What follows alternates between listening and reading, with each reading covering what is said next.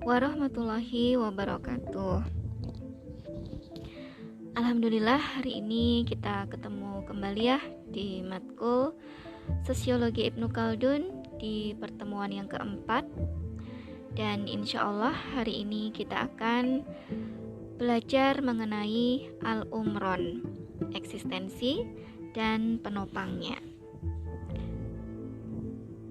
Apakah itu Al-Umron? Al-Umron seringkali didefinisikan sebagai peradaban atau organisasi masyarakat atau kelompok sosial.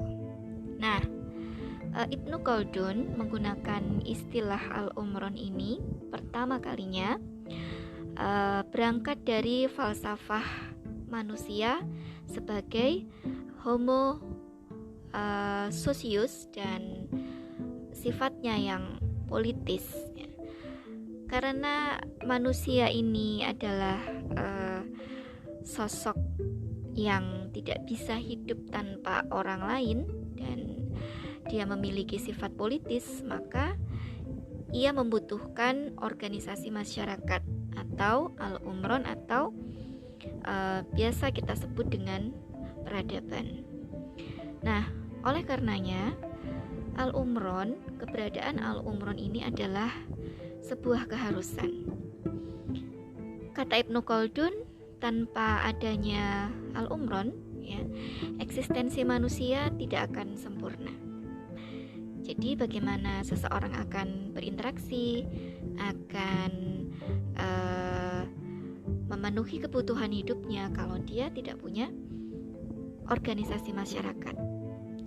Nah, Ibnu Khaldun di sisi lain juga menegaskan berkenaan dengan argumentasinya ini bahwa Al-Umron itu adalah sunatullah atau kehendak Allah yang relate dengan tujuan Allah ketika ingin menciptakan manusia.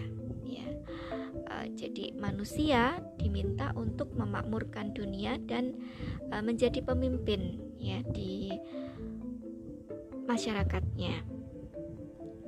Lalu dalam Al-Umron itu butuh apa saja? Yang pertama adalah berangkat dari asumsi bahwa manusia itu memiliki kebutuhan mendasar atau basic needs, diantaranya adalah makan, minum, berinteraksi sosial, bekerja sama, Nah, oleh karenanya untuk memenuhi kebutuhan dasarnya ini, manusia membutuhkan alat atau sarana untuk bekerja sama dalam memenuhi kebutuhannya. Alat ini bisa apa aja, Bisa alat ekonomi, alat produksi, dan sebagainya. Nah, hal ini kerjasama serta sarana-sarana produksi ini yang ditujukan dalam rangka memenuhi kebutuhan dasar tersebut sangat berguna bagi masyarakat, bagi manusia untuk menghadapi berbagai tantangan hidup.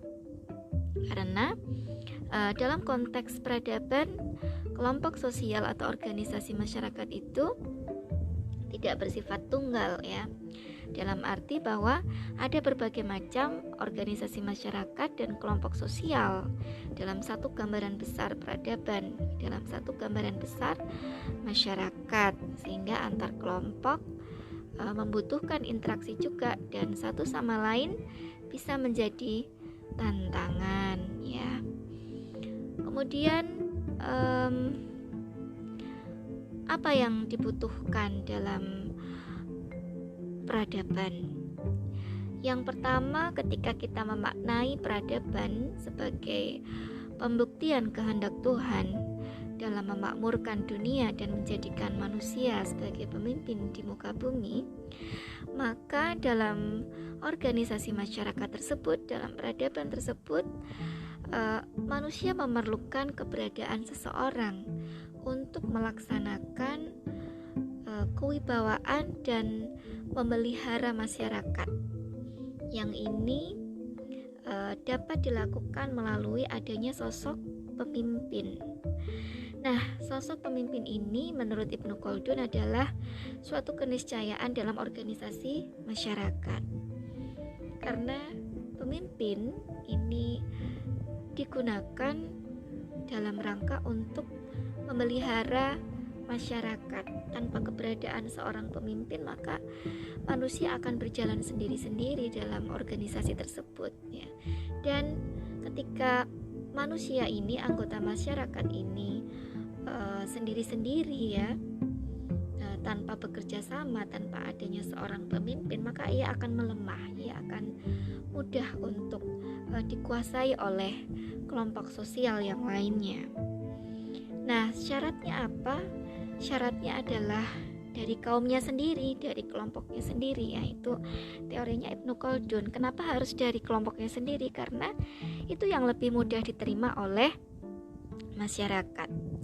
Bayangkan ketika dalam suatu masyarakat besar seperti Indonesia, ya, kan kita nggak mau ya kalau pemimpinnya dari USA misalnya atau dari Eropa.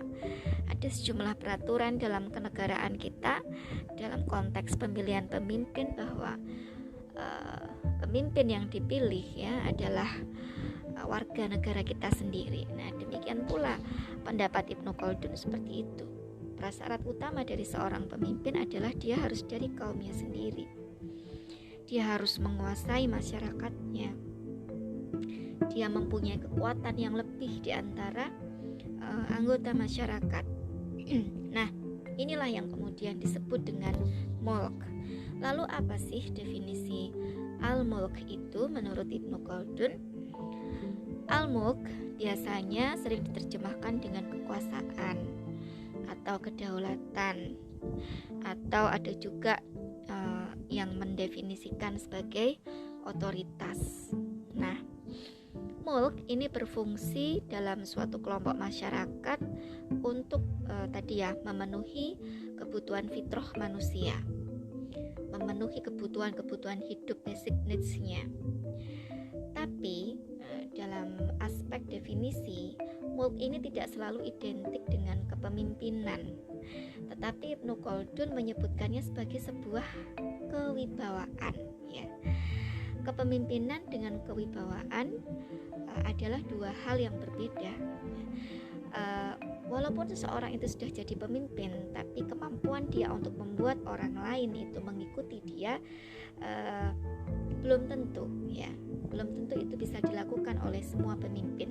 Tapi kewibawaan itu sudah pasti akan membawa manusia yang lainnya, akan membuat anggota-anggota masyarakat itu mengikuti arahan-arahannya dia. Nah, inilah yang dimaksud oleh Ibnu Khaldun sebagai al-mulk, ya.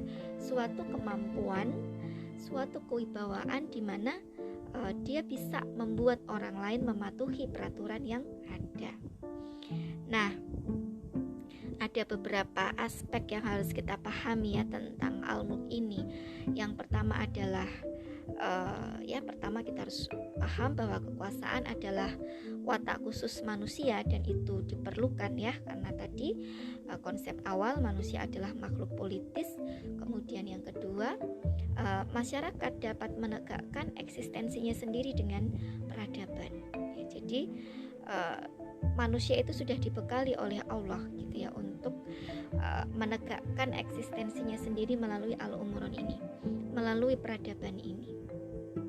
Maka ada satu statement terkenal dari Ibnu Khaldun dan sekaligus kontroversial bahwa peradaban manusia itu akan bisa eksis tanpa adanya nubuah. Jadi tanpa keberadaan seorang nabi, sebenarnya masyarakat itu bisa eksis.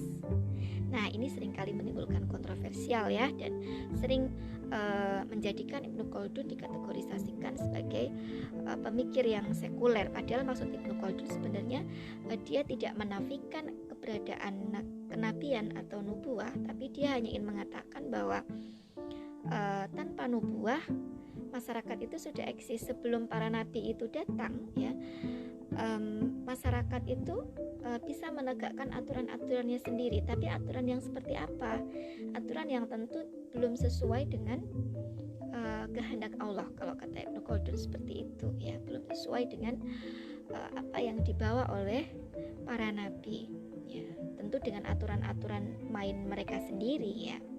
Seperti itu. Ibnu Khaldun mencontohkan ada orang-orang Majusi, ya, yang mereka bisa membuat peradaban sebegitu besar, membuat bangunan-bangunan gitu ya, mengatur masyarakatnya sedemikian rupa gitu ya, sehingga menjadi masyarakat yang kuat gitu ya, bahkan sebelum nubuah itu datang. Jadi ini sudah fitrahnya manusia itu memiliki kemampuan untuk membangun sebuah peradaban. Nah, melalui apa jika nubuah itu belum datang? Manusia akan mengatur dirinya sendiri itu melalui peraturan dan asobiah. Pertama adalah peraturan dan kedua adalah asobiah. Tanpa peraturan gitu ya, maka masyarakat akan berjalan sendiri-sendiri, dan peraturan tanpa adanya asobiah itu juga tidak akan bisa berjalan gitu ya.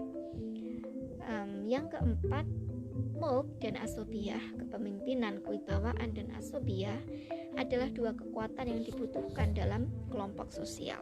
Terus apa sih? Dari tadi kita ngomongin asobiah ya, sebenarnya asobiah itu apa yang kok ia dikatakan oleh Ibnu Khaldun menjadi prasyarat eksistensi adanya peradaban. Nah, sebetulnya ya tidak ada definisi baku tentang asobiah. Franz Rosenthal sebagai penerjemah kitab Muqaddimah ya, dia tidak mendefinisikan asobiah dalam bahasa Inggris karena Ibnu Khaldun menempatkan kosakata asobiah ini di berbagai tempat di Muqaddimah. Jadi bisa dikatakan bahwa definisi asobiah ini sangat bergantung kepada konteksnya apa. Ibnu Khaldun kadang-kadang menempatkan asobiah ini di pembahasan dia tentang organisasi keagamaan. Kadang juga dia menempatkannya di masyarakat nomaden, kadang juga dia menempatkannya di mana gitu ya. Dan semuanya memiliki fungsi serta definisi yang berbeda-beda.